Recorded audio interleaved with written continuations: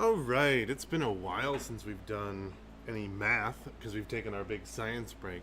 So I might be a little bit out of practice, but we're going to continue on with section 3.15.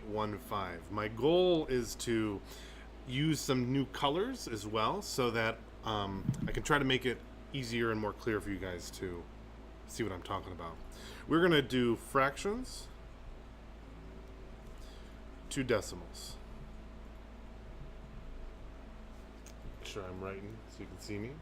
All right. So, an example they give in the book for this is that a recipe they have calls for 10 and 5/8 ounces of water.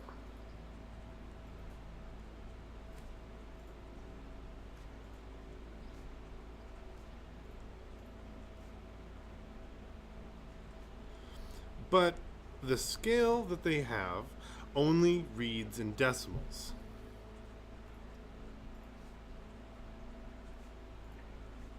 So the question is, what is 10 and 5/8 in decimal form?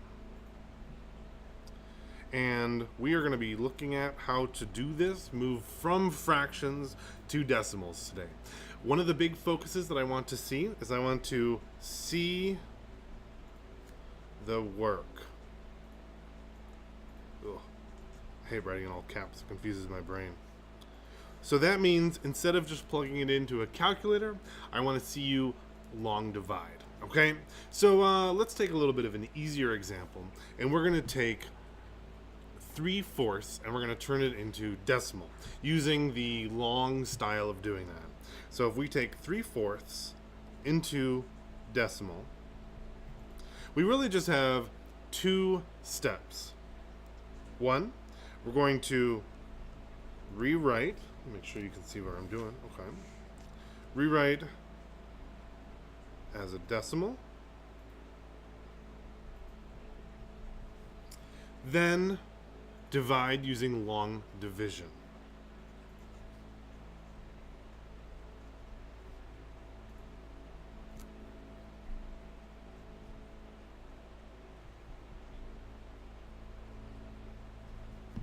All right, let me show you what I mean. So if we take 3/4 and turn it into a decimal, sorry, I wrote that wrong. Rewrite as division problem.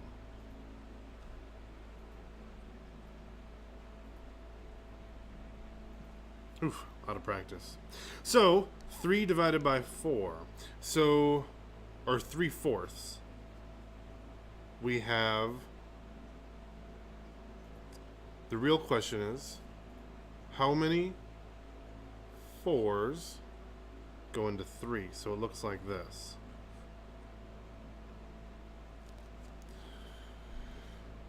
Now, when we're doing long division like this, remember that because our number on the top goes inside the house and our number on the bottom goes outside the house. Because remember, we're less than 1 with 3/4, so it's actually going to be less than 1 for our answer. So our number on the top goes inside the house, and our number on the bottom goes outside the house. So I have to ask myself, well, how many 4s go into 3? Well, remember, I can't do that. So to do this, I can add as many zeros as I want after the number, because 3 is the same as 3.000. Just as mathematicians, we're typically lazy, and we don't like to write all these extra zeros every time we write a number. When I'm doing my long division, remember that I need to carry my decimal, and my decimal carries the same. My only rule is I can't have a decimal out here, and I don't, so I'm fine.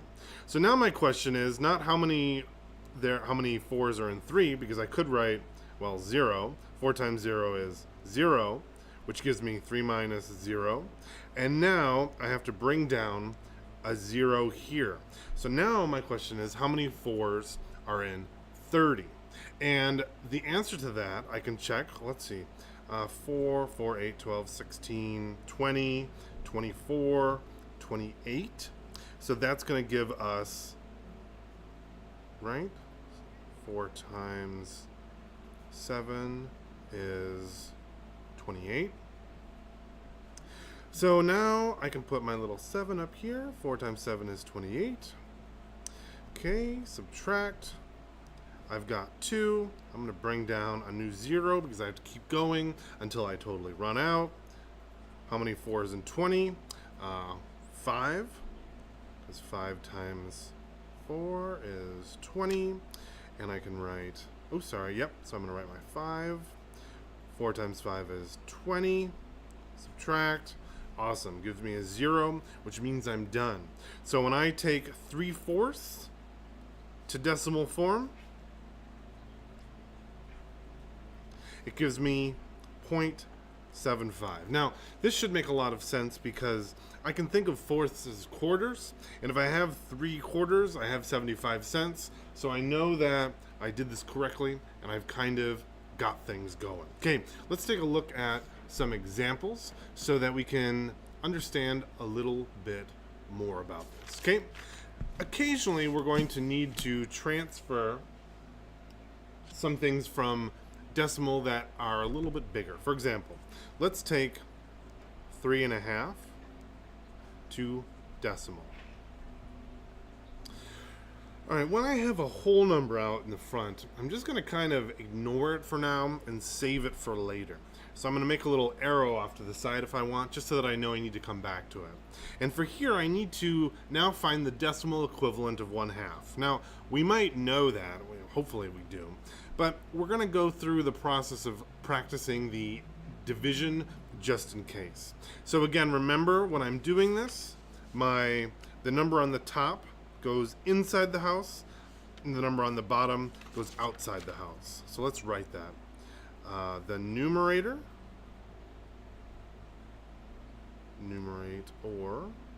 goes, now I'm already forgetting. My numerator goes inside the house, and my denominator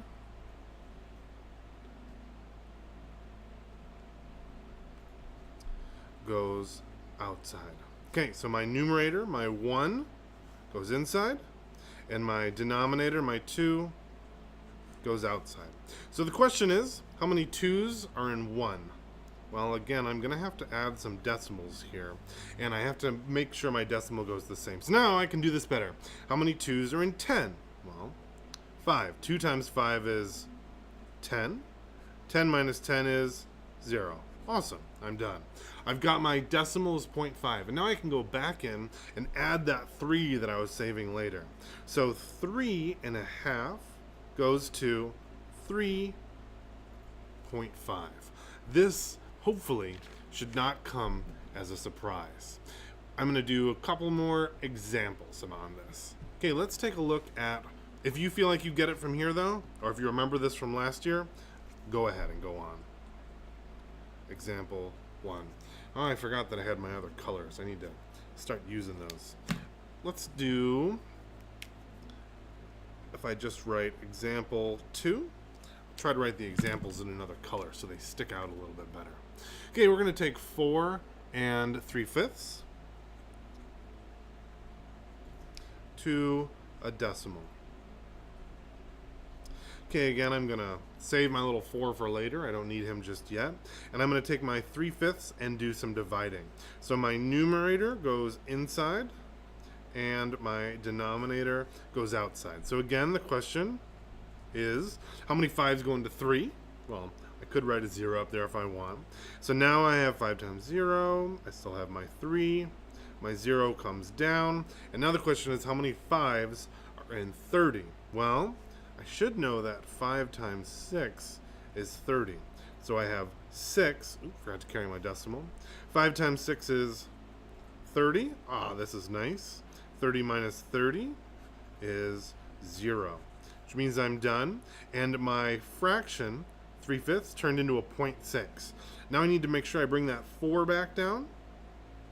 4 and 3/5 goes to 4.6, because I keep my big number, that whole number, the same, and I get to add my decimal right afterwards.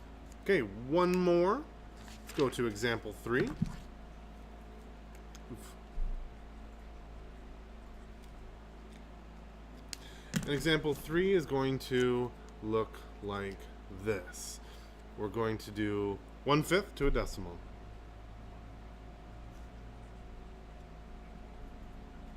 All right, I'm going to go remind myself. Numerator goes inside the house, numerator. And that means denominator goes outside. How many 5s in 1? I can't do that. So I'm going to add some zeros because I know it's going to happen. Bring my decimal up. How many 5s in 10? Well, there's 2. 5 times 2 is 10. I subtract. Got 0. Whenever I get to 0, I'm done. Nice. 1/5 goes to 0.2. So then let's go back and solve our original problem that we had.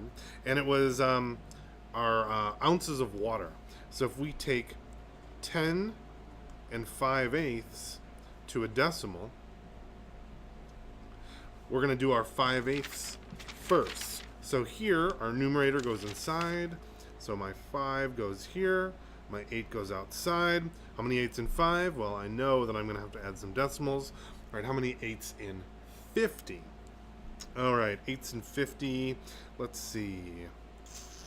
Probably 8 times 5 is 45. So that's probably about as close as I'm going to get. I'm going to put my 5 up here.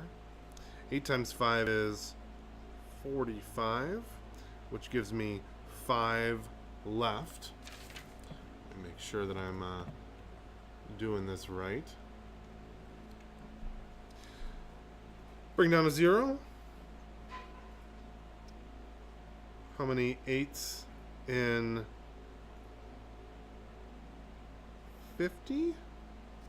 Hang on, I feel like I've made a mistake. Give me 1 second to see what I did wrong. What I did wrong is 8 times 5 is not 45, is it?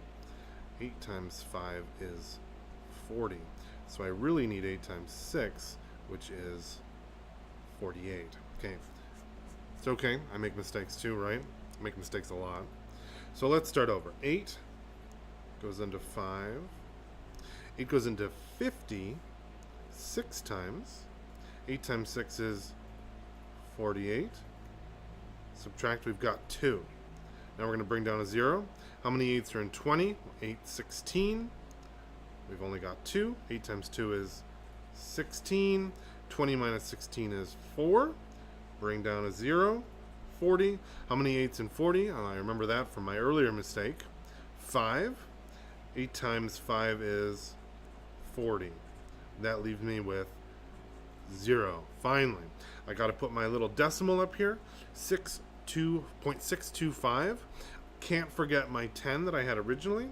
So I'm going to go 10 and 5/8 goes to 10.625. Oops. Oh no, I was off the page for a bunch of that, wasn't I? I'm so sorry. Okay, I'm gonna, if you want to check it out, and good luck on this.